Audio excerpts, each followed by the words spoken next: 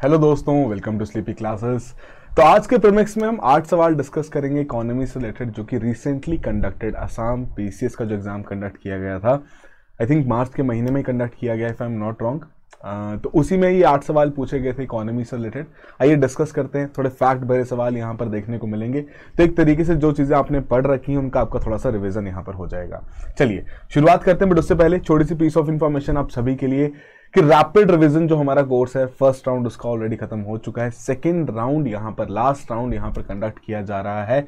10 मई से क्लासेस यहाँ पर रखी जाएंगी, डेली लाइव क्लासेस रखी जाती हैं। सुबह से शाम तक साथ बैठेंगे, चीज़ों को रिवाइज करेंगे, कॉन्सेप्ट्स को रिटेन करने की कोशिश करेंगे एंड करंट अफेयर्स की भी वैल्यू एडिशन यहाँ पर आपको जरूर देखने को मिलेगी, राइट। तो डेफिनेटली ज्वाइन कीजिए। यदि आपके मन में कोई ऐसा मेंटल ब्लॉक क्रिएट हो चुका है कि भैया रिविजन रहती है, तो इससे बढ़िया रामबाण आपके लिए नहीं मिलेगा, राइट। चलिए तो शुरुआत करते हैं आज के इस पर्टिकुलर प्रीमिक्स की। ये 8 सवाल हैं, वही प्रथा रहेगी, सवाल देखेंगे, आप सॉल्व करेंगे और जो भी आपका स्कोर रहेगा कमेंट बॉक्स में लास्ट में मेंशन किया जाएगा। चलिए तो जीएसटी से रिलेटेड बिल्कुल फैक्ट भरा सवाल यहाँ पर पूछा जा रहा था। अगेन करेक्ट स्टेटमेंट यहाँ पर आपसे पूछी गई थी। पहले में कह रहे हैं कि आपका जो वैट सिस्टम था उसका एक सक्सेसर था। जी हाँ, बिल्कुल, जीएसटी उसी के बाद लागू किया गया था। सेकंड स्टेटमेंट में यहाँ पर कह रहे हैं कि भैया ये जो पर्टिकुलर सिस्टम था जीएसटी का, ये आया था 2017 में through a implementation of 101st amendment of constitution of India. बिल्कुल सही बात है, सेकंड स्टेटमेंट भी यहाँ पर बिल्कुल करेक्ट है। थर्ड में कह रहे हैं कि भैया जितने भी डिसीजंस हैं जीएसटी काउंसिल के, जितने भी डिसीजंस हैं, it is to be taken by a majority of not less than 3/4 of the weighted votes of members, जो कि आपके प्रेजेंट हैं और वोट कर रहे हैं मीटिंग के दौरान। तो बिल्कुल करेक्टली ये स्टेटमेंट भी यहां पर बताई गई है। बट जो जीएसटी काउंसिल की चेयरमैनशिप है वो प्राइम मिनिस्टर के पास नहीं, फाइनेंस मिनिस्टर के पास यहां पर देखने को मिलती है। तो सिंस काउंसिल की बात यहां पर कर ही रहे हैं, तो प्लीज एक काम कीजिएगा, कमेंट बॉक्स में जरा बताइए कौन कौन काउंसिल के मेंबर्स रहते हैं और कितनी वोटिंग की वेटेज उन्हें वहां पर देखने को मिलती है, राइट। तो पहली 3 स्टेटमेंट्स यहां पर करेक्ट थी, जिसके चलते डी ऑप्शन हमारे यहां पर करेक्ट ऑप्शन था। सिंपल फैक्ट बेस्ड सवाल पूछा गया था। अच्छा, अगला सवाल इंटरम बजट से रिलेटेड डायरेक्टली यहां पर पूछा गया था कि भैया अनाउंसमेंट की गई थी इस बजट में for the implementation of 3 economic railway corridor, जो कि आइडेंटिफाई किए गए हैं अंडर द प्रधानमंत्री गति शक्ति for enabling multi modal connectivity. तो इनमें कौन कौन से कॉरिडोर्स हैं जिनका इंक्लूजन यहां पर किया गया है? क्या वो energy, mineral and cement corridors हैं? क्या वो रूरल रोड्स कनेक्टिविटी कॉरिडोर्स हैं? या फिर वो पोर्ट कनेक्टिविटी कॉरिडोर्स हैं? या फिर हाई ट्रैफिक डेंसिटी कॉरिडोर्स हैं? तो 4 ऑप्शंस आपको दी गई हैं, उसी के 4 कोड्स दिए गए हैं। थोड़ा सोचिए, याद करने की कोशिश कीजिए इसके बारे में और करेक्ट ऑप्शन यहां पर मार्क कीजिए।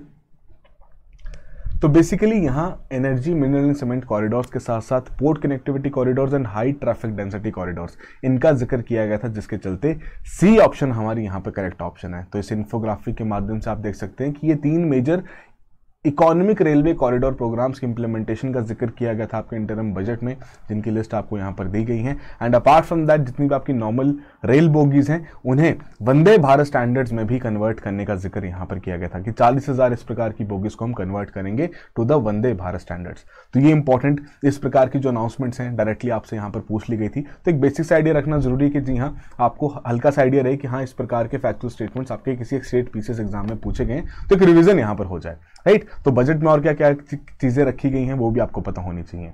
अच्छा, अगला सवाल बिल्कुल स्टैटिक नेचर का है, फैक्चुअल नेचर का है। इनकरेक्टली मैच्ड पेयर्स के बारे में यहां पर बात की जा रही है। अब नाम से पता लग रहा है कि भैया एक साइड आपके बॉडी का नाम दिया गया है, ऑर्गेनाइजेशन का नाम दिया गया है, और दूसरी तरफ बताना है कि वो कॉन्स्टिट्यूशनल बॉडी, स्टैट्यूटरी बॉडी है। तो फाइनेंस कमीशन ऑफ इंडिया, जी हाँ बिल्कुल, आपकी कॉन्स्टिट्यूशनल बॉडी यहां पर देखने को मिलती है।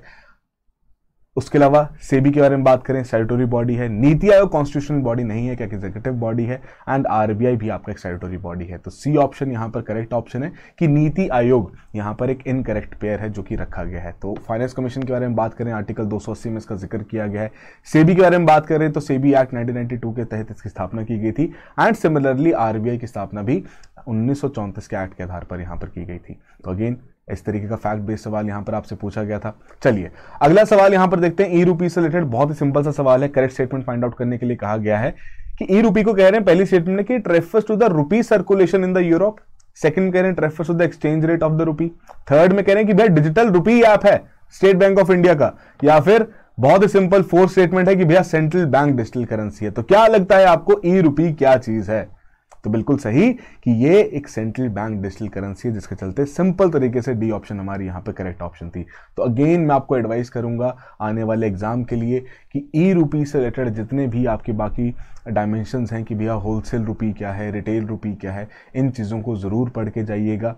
क्वेश्चन पूछा जा सकता है, पहले भी ऑलरेडी आपका सेंट्रल बैंक डिजिटल करेंसी से सवाल आ चुका है। चलिए फिर भी एक रिवीजन यहाँ पर होना जरूरी है किस तरीके के कॉन्सेप्ट्स का भी, एंड सेंस इस समय पे यूज़ भी किया जा रहा है। इंटरऑपरेबिलिटी भी यहाँ पर इंश्योर की गई है कि आपके यूपीआई के क्यूआर कोड्स के माध्यम से आप सीबीडीसीज की वहाँ पर पेमेंट कर सकते हैं। तो डेफिनेटली इस प्रकार के पॉइंट्स आपके मन में, आपके जहन में, आपके रिवीजन नोट्स में जरूर कंपाइल्ड होने चाहिए, राइट। चलिए अगला सवाल यहाँ पर देखते हैं। बैड बैंक के बारे में यहाँ पर बात की जा रही है। अगेन बहुत ही सिंपल सा सवाल है, अगर आप देखें किसी ने भी यदि बैड बैंक को पढ़ा तो इजिली इस क्वेश्चन को यहाँ पर आंसर कर सकते हैं।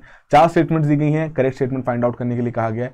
क्या ये ऐसा बैंक है जो कि इंसॉल्वेंट है, या फिर ऐसा बैंक है जो कि बैंकरप्ट हो चुका है, या ऐसा बैंक है जिसके एनपीएस टॉलरेबल लिमिट की सीमा को यहां पर पार कर चुके हैं, या फिर एक ऐसा बैंक है जिसकी स्थापना की गई है ताकि फाइनेंशियल इंस्टीट्यूशंस के जितने भी बैड लोन्स हैं, जो भी इलिक्विड होल्डिंग्स हैं, उनको ये खरीद सके और उन्हें रिजॉल्व कर सके। तो बहुत इजीली हम बता सकते हैं कि जी हाँ, यहां पर 4th स्टेटमेंट ही करेक्ट है, जिसके तहत डी ऑप्शन हमारा यहां पर करेक्ट ऑप्शन है।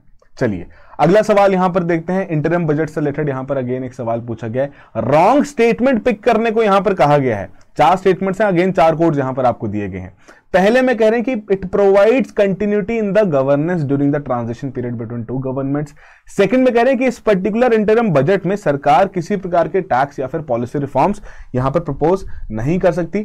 थर्ड में कह रहे हैं कि इकोनॉमिक सर्वे आपका प्रेजेंट किया जाता है एक दिन पहले इंटरिम बजट के। और फोर्थ में कहा जा रहा है कि बेसिकली इंटरिम बजट एक ऑथराइजेशन है for the incurring specific expenditure, जो कि नई सरकार बनने तक वहां पर चाहिए। तो ये 4 स्टेटमेंट्स हैं। Incorrect statement, wrong statement find out करने के लिए आपको कहां यहां पर कहा गया है। तो बेसिकली काफी इजीली अपने आंसर तक आप पहुंच सकते हैं कि जी हां, यहां पर इकोनॉमिक सर्वे की जो बात की गई है कि भैया प्रेजेंट किया जाता है इंटरिम बजट से एक दिन पहले, तो ऐसा नहीं है। इस साल भी हमने यही देखा कि इंटरिम बजट पेश किया गया, बट उससे पहले इकोनॉमिक सर्वे नहीं देखने को मिला, बल्कि उसके बजाय एक इकोनॉमिक पूरा आपका डॉक्यूमेंट वहां पर निकाला गया पिछले 10 सालों का, राइट। तो क्या उस डॉक्यूमेंट का नाम था, जरा वो भी आप कमेंट बॉक्स में जरूर मेंशन कीजिए। एंड अगेन वो पर्टिकुलर डॉक्यूमेंट भी आपके लिए जरूरी है एग्जाम पॉइंट ऑफ व्यू से, राइट। तो थर्ड स्टेटमेंट इजीली हम बता सकते हैं कि इनकरेक्ट स्टेटमेंट है, जिसके चलते सी ऑप्शन हमारी यहां पर करेक्ट ऑप्शन है। ओके, अगला सवाल यहां पर देखते हैं। प्रधानमंत्री मत्स्य संपदा योजना, 4 स्टेटमेंट दी गई हैं। अगेन वही पूछा जा रहा है कि भैया करेक्ट स्टेटमेंट यहां पर फाइंड आउट कीजिए। तो पहले में देखेंगे एक फ्लैगशिप स्कीम है जो कि इंट्रोड्यूस की गई है for the focused and sustainable development of fisheries in India. Second में कह रहे हैं इसकी जो इंप्लीमेंटेशन है सभी स्टेट्स और यूटीज में की जा रही है एज अ पार्ट ऑफ आत्मनिर्भर भारत पैकेज, जो कि कोविड क्राइसिस के दौरान यहां पर लॉन्च किया गया था for a period of 5 years, 2020-21 से लेके 2024-25 तक। बिल्कुल फैक्चुअल स्टेटमेंट यहां पर आपसे पूछ ली गई है। थर्ड में कह रहे हैं कि जो सेंट्रल गवर्नमेंट है वो बियर करती है प्रोजेक्ट कॉस्ट, एंड स्टेट्स और जो यूनियन टेरिटरीज हैं वो शेयर करते हैं cost of the sub components of the scheme. Fourth में कह रहे हैं कि इसमें जो आपके ऑर्नामेंटल फिश कल्टीवेशन है वो स्कीम के बाहर रखी गई है। तो करेक्ट स्टेटमेंट यहां पर फाइंड आउट करने के लिए कहा गया है। अब देखिए, यदि हम बिल्कुल वर्ड टू वर्ड पढ़ें प्रधानमंत्री मत्स्य संपदा योजना के बारे में, तो उसकी डेफिनेशन या उसकी जो बेसिक स्टेटमेंट हम देखते हैं कहीं पे भी सरकारी डॉक्यूमेंट में भी, तो वहां लिखा जाता है कि भैया एक फ्लैगशिप स्कीम लॉन्च की गई है for the responsible and sustainable development of fishery sector. अब इतने वर्ड टू वर्ड के बेसिस पर कहीं ना कहीं शायद ये पर्टिकुलर जो आपकी स्टेटमेंट है जिसके तहत फोकस टर्म जो यहां पर लिखी गई है, इसे हम थोड़ा सा इनकरेक्ट यहां पर मार्क कर सकते हैं कि शायद ये स्टेटमेंट उस बेसिस पर इनकरेक्ट। और वही आपके कूपन कोड्स भी यहां पर उस तरीके से बन रहे हैं, क्योंकि सेकंड जो स्टेटमेंट रखी गई है कि भैया अंडर द आत्मनिर्भर भारत पैकेज सभी स्टेट और यूटीज में इसकी इंप्लीमेंटेशन की गई है 5 साल तक के लिए। तो ये स्टेटमेंट बिल्कुल करेक्ट है, और ऐसा कोई कूपन कोड हमें देखने को नहीं मिला जो कि फर्स्ट और सेकंड को यहां पर करेक्टली बताता हो, राइट। वहीं अगर हम बात करें थर्ड स्टेटमेंट के बारे में, तो जी हां, इस पर्टिकुलर स्कीम के डिफरेंट कंपोनेंट्स है। एक आपका सेंट्रल सेक्टोरल कंपोनेंट है और सेक्टरल एक आपका स्पॉन्सर्ड स्कीम वाला कंपोनेंट है। स्पॉन्सर्ड स्कीम वाले कंपोनेंट में डेफिनेटली यहां पर स्टेट्स और यूटीज भी उस प्रकार की अपनी कंट्रीब्यूशन जरूर देंगे। बाकी जो सेक्टरल स्कीम वाला कंपोनेंट है उस केस में कंप्लीट जो कंट्रीब्यूशन, कंप्लीट जो फंडिंग है वो केंद्रीय सरकार द्वारा यहां पर की जा रही है। तो थर्ड स्कीम भी यहां पर जो थर्ड स्टेटमेंट है, सॉरी, यहां पर करेक्ट है। फोर्थ में जो कहा जा रहा है कि ऑर्नामेंटल फिश कल्टीवेशन, जी नहीं, ये इस पर्टिकुलर स्कीम के डोमेन से बाहर नहीं रखी गई है, जिसके तहत सेकंड और थर्ड स्टेटमेंट करेक्ट होते हुए हमारा बी ऑप्शन यहाँ पर करेक्ट ऑप्शन बनता है। तो वही चीज़ अगर हम एक पर्टिकुलर स्क्रीनशॉट यहाँ पर देखें सरकारी डॉक्यूमेंट से ही, तो ये जो पर्टिकुलर स्कीम है आपके इसके दो सेपरेट कंपोनेंट्स यहाँ पर देखने को मिलते हैं, सेंट्रल सेक्टरल स्कीम का भी एंड सेंट्रली स्पॉन्सर्ड स्कीम का भी, जिसके चलते अगेन यहाँ पर जो आपके रिस्पेक्टिव स्टेट्स और यूटीज हैं उनकी भी यहाँ पर कॉन्ट्रीब्यूशन देखने को मिलेगी, राइट। चलिए लास्ट सवाल यहाँ पर एक और बड़ा सिंपल सा बजट से रिलेटेड पूछ लिया गया है कि जो हमारा इंटरम बजट है 2024 का, राइट, तो यहां पर 4 स्पेसिफिक ग्रुप्स का जिक्र किया गया था कि भैया इन फोकस पे रखा जाएगा, इन ग्रुप्स को, इनके ऊपर काम किया जाएगा। तो वो कौन कौन से ऐसे ग्रुप्स हैं, या पर्टिकुलरली इस पर्टिकुलर लिस्ट में 4 पर्टिकुलर जो आपके ग्रुप्स की यहां पर बात की गई, इनमें से कौन सा एक ऐसा ग्रुप है जो कि उसमें मेंशन नहीं किया गया है। तो पुअर, विमेन, एंटरप्रेन्योर, यूथ। तो यहां पर एंटरप्रेन्योर जो आपका ग्रुप है इसका जिक्र नहीं किया गया है, वहां पर बात की गई है ज्ञान की। ज्ञान माने कि आपका गरीब, यूथ, अन्नदाता एंड नारी शक्ति, राइट। तो ज्ञान के बारे में वहां पर बात की गई, जिसके चलते एंटरप्रेन्योर के बारे में यहां पर जिक्र नहीं किया गया, और वही आपकी करेक्ट ऑप्शन भी बनती है, राइट। वही बेसिक से पॉइंट्स आपको यहां पर दिए भी गए हैं। चलिए, तो ये थे बेसिक से सवाल जो कि यहां पर असम के पीसीएस एग्जाम में पूछे गए थे। अगेन डेफिनेटली हम ये चीज मान सकते हैं कि थोड़ा सा लेवल अप ही देखने को मिलेगा और कॉम्प्लेक्स सवाल देखने को मिलेंगे यूपीएससी के एग्जाम में, बट एक रिवीजन के तरीके से फैक्चुअल चीज़ों को पीछे ना छोड़ने का थोड़ा सा जो हमारा ऑब्जेक्टिव रहता है, उसी के तहत हमने इन पर्टिकुलर क्वेश्चंस को डिस्कस किया ताकि थोड़ा सा आपका रिवीजन यहाँ पर हो जाए। देखिए स्कीम्स के बारे में बहुत बारीकी से पूछ लिया गया है एंड यूपीएससी में भी हमने देखा है कि कई बार बहुत ही बारीकी से किसी चीज़ के बारे में फैक्चुअल लेवल पर पूछ लिया जाता है, राइट। तो आपको इन चीज़ों को कवर्ड रखना है इस पर्टिकुलर सेशन का एज अ रिवीजन सेशन यहाँ पर मानिए, और जो 1-2 सवाल आपसे पूछे गए हैं कमेंट बॉक्स में उसका आंसर जरूर मेंशन कीजिए एंड जो भी आपका स्कोर रहा है इन 8 क्वेश्चंस में वो भी जरूर बताइएगा। चलिए, तब तक के लिए ध्यान रखिए अपना, प्रिपरेशन पे जोर दीजिए। All the very best, have a good preparation.